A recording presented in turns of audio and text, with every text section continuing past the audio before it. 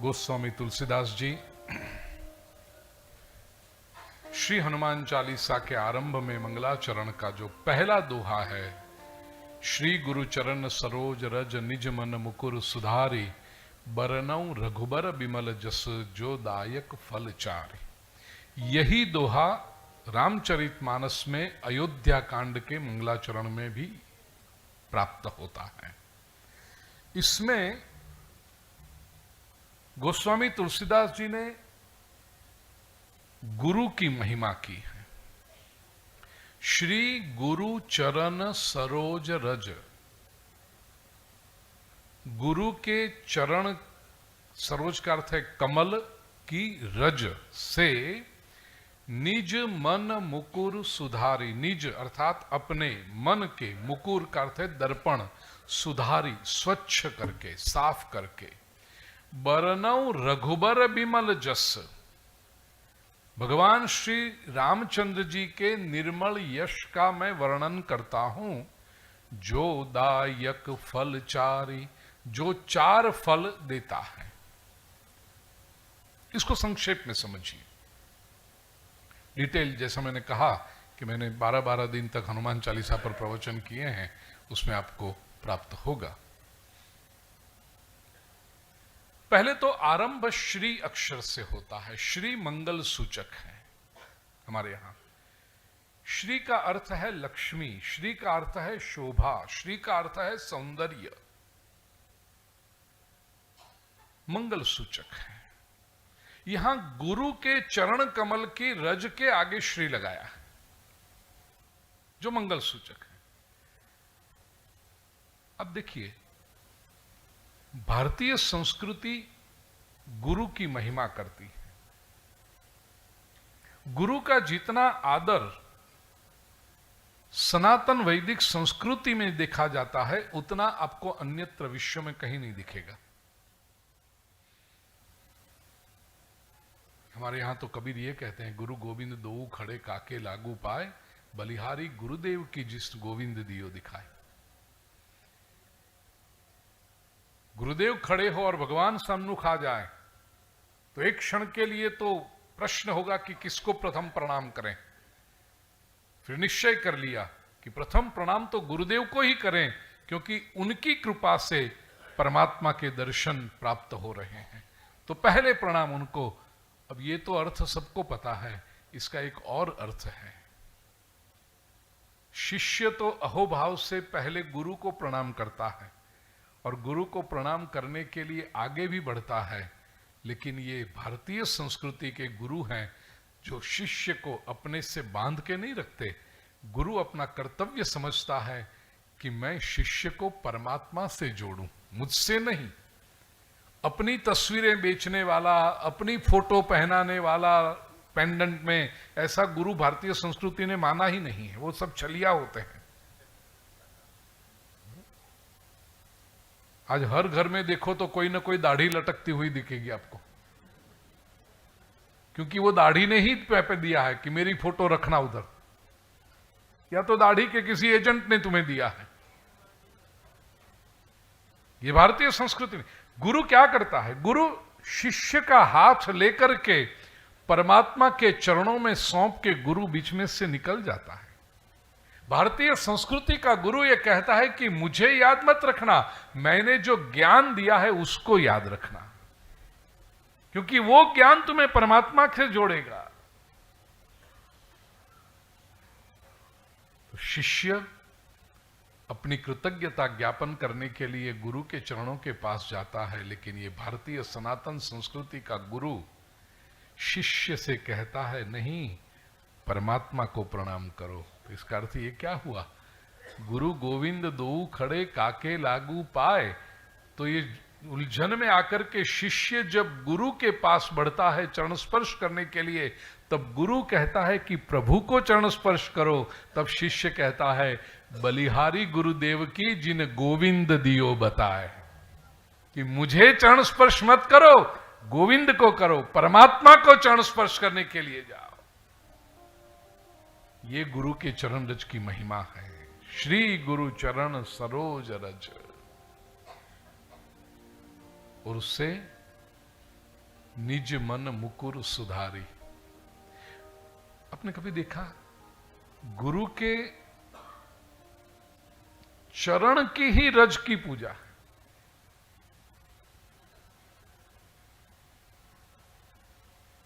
ये चरण की रज आचरण का प्रतीक है।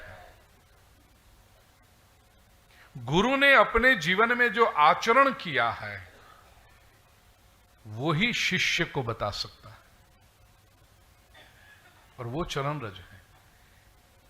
देखिए, रज ही यदि पवित्र होती तो आपने कभी देखा महापुरुष के चरण की ही रज क्यों लेते हैं? कोई महापुरुष आपके पास से गुजरे तो कभी आप उसके हाथ पर की रज लेके ऐसे करते हो? उसके पेट पर की रज लेके लगाते हो? या उसके चेहरे पर ऐसा लगा कि ये तो और पवित्र होगी ना चरण की रज से, तो ये गाल की रज लेकर के फिर आप अपनी आंखों पे लगाते हो? नहीं, चरण की रज। चरण की रज आचरण का प्रतीक है। गुरु अपने आचरण से जो सिखाता है वो शब्दों से कई गुना बलवान होता है। और यहां गोस्वामी जी यही कहते हैं। और उससे क्या होगा? निज मन मुकुर सुधारी। मैं अपने मन को स्वच्छ करके, गुरु का सबसे बड़ा उपदेश यदि कोई होगा तो यही है, मन को पवित्र कर लो, मन को स्वच्छ कर लो। मन को जिस दिन आप स्वच्छ कर लोगे, परमात्मा अपने आप प्राप्त हो जाएगा। श्री हनुमान जी को गोस्वामी जी अपने गुरु के रूप में देखते हैं। जय जय जय हनुमान गुसाई, कृपा करहु गुरुदेव की नाई। तो किसी ने पूछा,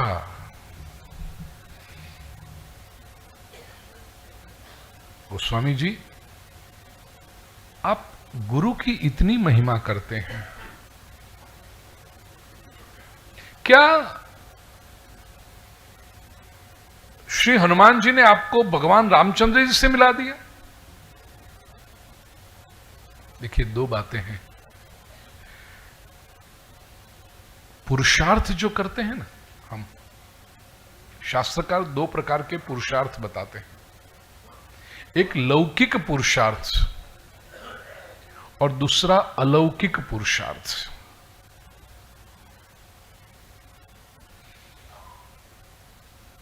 कुछ लोग ऐसा मानते हैं कि गुरु शिष्य को भगवान से मिला देते।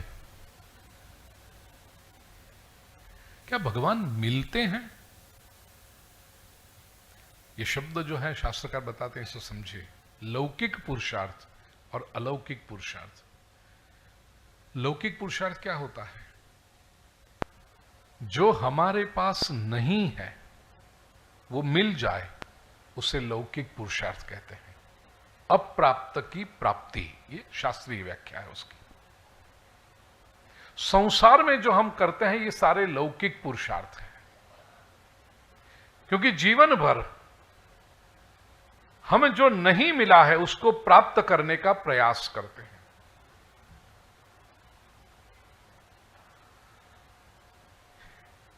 ये कुर्ता 2 वर्ष पहले मेरे पास नहीं था, मैंने लिया, तो ये लौकिक पुरुषार्थ हुआ। जिस मकान में मैं रहता हूं 15 वर्ष पहले मेरे पास नहीं था, मैंने लिया, वो लौकिक पुरुषार्थ। जो गाड़ी में मैं घूमता हूं 5 वर्ष पहले मेरे पास नहीं थी, मैंने ली।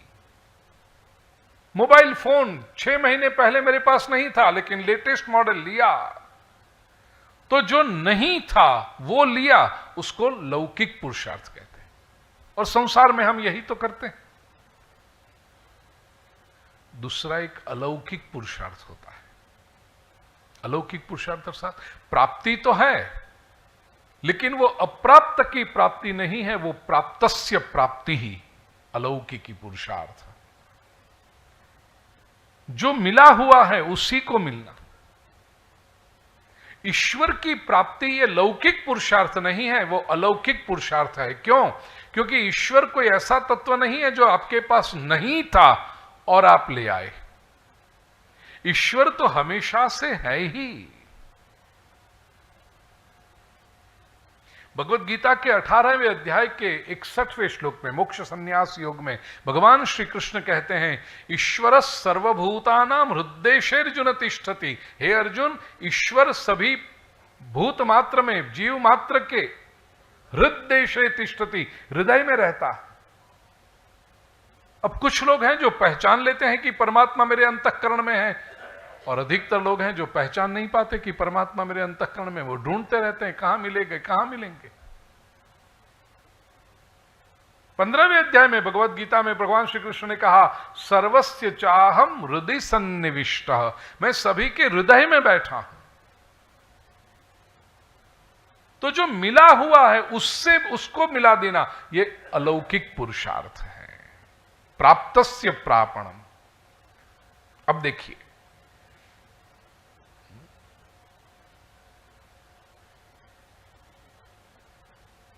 किसी संत ने कहा है, खोया होय तो फिर मिले, रूठा ले ही मनाए, पर मिला रहे फिर ना मिले, तासों कौन बताएं।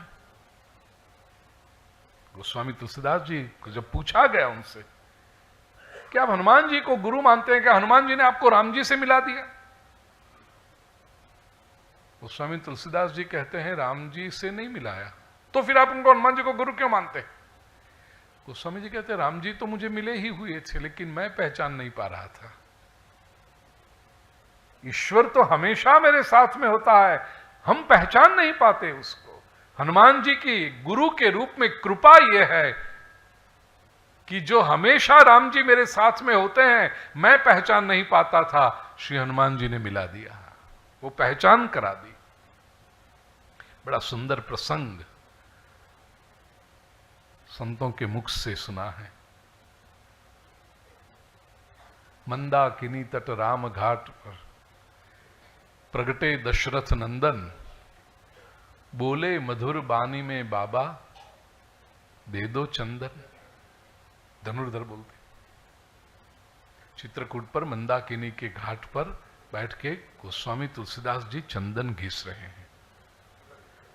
अब ये आजकल है ना, सब रेडीमेड का जमाना आ गया, हम चंदन भी रेडीमेड होता है। तो नई जो पीढ़ी है उसको पता नहीं होगा कि चंदन घिसा जाता है, लेकिन बड़े बुजुर्ग जो बैठे हैं उनको पता है कि चंदन की लकड़ी, वो पत्थर गोलाकार का, उसके ऊपर घिसा जा। कितने लोगों को पता है ये चंदन का घिसना? बहुत सारे लोगों को पता है। चंदन घिसना, चंदन की लकड़ी पत्थर के ऊपर घिसी जाती है, और स्वाभाविक है कि वो तो ड्राई हो, सूखा हो तो नहीं घिसता, उसलिए पानी भी चाहिए, तो पानी अंदर डाल डाल के फिर वो चंदन की पेस्ट बनती है। मंदाकिनी के घाट पर बैठे हुए गोस्वामी तुलसीदास जी और बहुत सारे पंडा लोग बैठे हुए हैं वहां पर, सब लोग ये करते हैं। तुलसीदास जी भी घिस रहे थे, लेकिन विशेषता ये थी कि बाकी के सब लोग मंदाकिनी का जल लेकर के चंदन घिस रहे थे। गोस्वामी तुलसीदास जी राम विरह के कारण उनकी आंखों से जो अश्रु बह रहे थे, उनसे चंदन घिसा जा रहा था। आंसू बह रहे, प्रभु कब मिलेंगे, प्रभु कब मिलेंगे, क्या कमी है मुझ में, क्या कमी है मेरी भक्ति में जो अभी तक परमात्मा का साक्षात्कार नहीं हुआ। प्रिय स्वजनों, भक्ति मार्ग में ईश्वर के विरह में परमात्मा के सन्मुख आंखों से बहते हुए अश्रु, ये भक्त की बहुत बड़ी संपदा होती है। फरियाद के आंसू तो बहुत लोग डालते हैं कि प्रभु ये कमी है, ये दुख आ गया, ये समस्या आ गई। ये फरियाद के आंसू नहीं है, प्रभु मिलन की तीव्रता के अश्रु हैं। और उस समय बाल स्वरूप में प्रभु ने आकर गोस्वामी तुलसीदास जी के पास कहा, बाबा दे दो चंदन। अब गोस्वामी जी चंदन घिस रहे हैं। व्यथित हृदय से उन्होंने कहा, हम पहले से परेशान हैं, अधिक परेशान क्यों करते हो?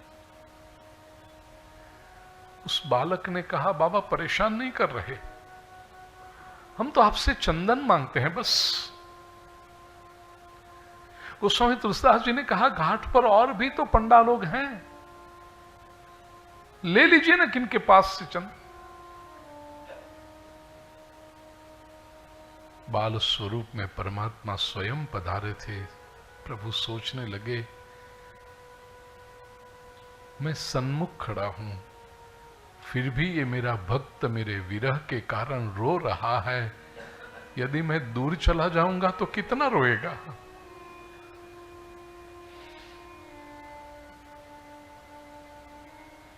निर्दोष भाव से प्रभु ने कहा, बाबा चंदन न दो न सही, आपकी मर्जी। बाबा आप रोते क्यों हैं? आपका कुछ खो गया है?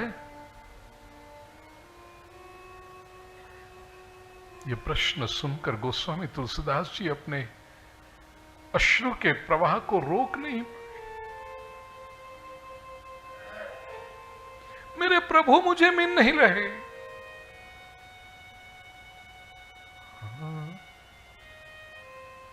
अब आप इतना रोते हैं, फिर भी आपके प्रभु आपसे नहीं मिल रहे। बड़े कठोर होंगे ना आपके प्रभु। स्वामी तुलसीदास जी ने उस बालक के मुख पर हाथ रख दिया। ऐसा मत कहो बालक, हमारे प्रभु कठोर नहीं है, हमारे प्रभु तो बड़े कोमल हैं, करुणावान है। श्री रामचंद्र कृपालु भज मन। हमारे प्रभु तो कृपालु हैं। भूल हमसे ही कोई हुई है जो दर्शन नहीं दे रहे प्रभु।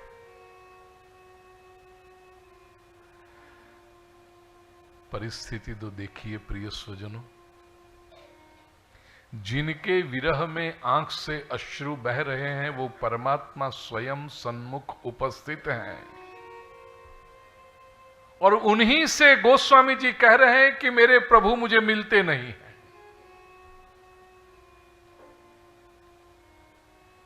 किसी शायर ने सुंदर कहा, मुश्किलें होती हैं आसान बड़ी मुश्किल से, आदमी बनता है इंसान बड़ी मुश्किल से, ढूंढने वाले को तो मिल जाते हैं प्रभु, लेकिन आंखें कर सकती हैं दीदार बड़ी मुश्किल से। प्रभु तो मिल जाए लेकिन पहचाने कैसे? न जाने किस रूप में आकर सन्मुख खड़े हो जाए।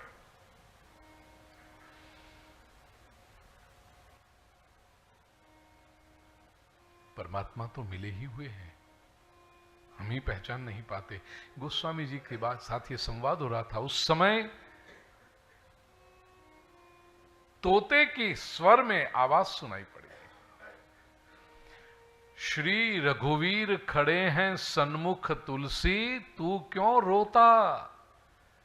सफल करो दृग, हनुमान जी बोले बनकर तोता। गोस्वामी जी, आप जिनको ढूंढ रहे हैं वही आपके सन्मुख खड़े हैं। और बस गोस्वामी जी स्वयं भी ज्ञानी थे, उपासक थे, भक्त थे, तपस्वी थे। केवल एक चिंगारी की आवश्यकता थी, दिया तो तैयार था।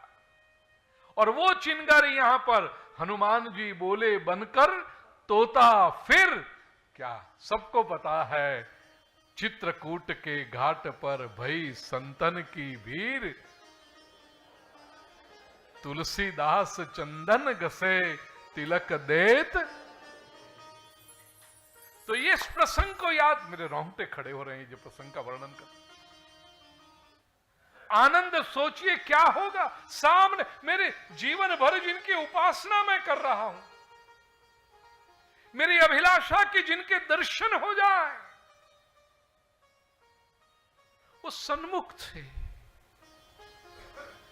फिर भी पहचान नहीं पा रहा था। श्री हनुमान जी ने ये मिले हुए परमात्मा को मुझसे मिला दिया। ये अलौकिक पुरुषार्थ के करने वाले श्री हनुमान जी। निज मन मुकुर सुधारी, इनके चरण की रज से मेरे मन को स्वच्छ करके, बरनऊ रघुबर बिमल जसु। अब गुण वर्णन तो हनुमान जी का करना है, लेकिन रघुबर क्यों? मैंने शुरुआत में आपसे कह दिया कि रघुबर विमल जस कहे तो श्री हनुमान जी आकर विराजेंगे। जोदायक फलचारी, प्रिय स्वजनों, यूजुअली आप देखोगे तो फलश्रुति अंत में आती। कोई भी भजन, कोई भी स्तुति, स्तोत्र, आरती, उसमें फलश्रुति अंतिम पंक्ति में आती। आरती गाओ तो अंतिम पंक्ति में होता जो यह आरती गावे कैलाश पावे, वो सब अंतिम पंक्ति में आता।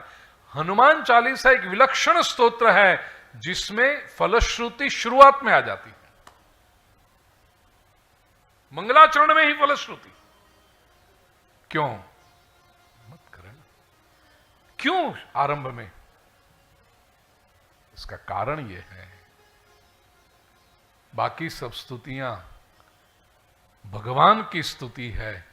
भगवान की स्तुति करोगे, परिणाम बाद में मिलेगा। श्री हनुमान चालीसा तो भक्त की स्तुति है। किसी भक्त को यदि प्रसन्न कर लोगे तो फल पहले मिल जाएगा।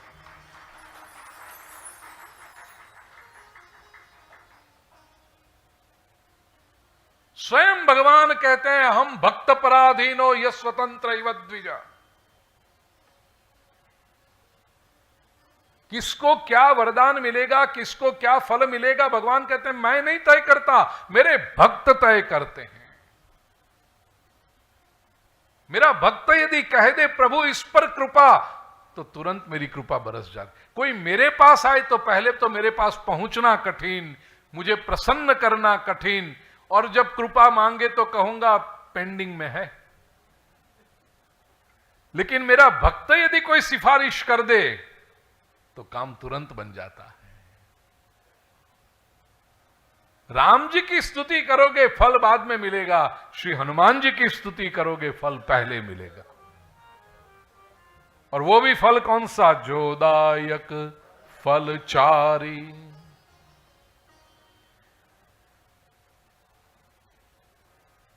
धर्म अर्थ काम मोक्ष, चारों पुरुषार्थ, जीवन के जो चारों पुरुषार्थ हैं वो साथ में, एक साथ में होता है।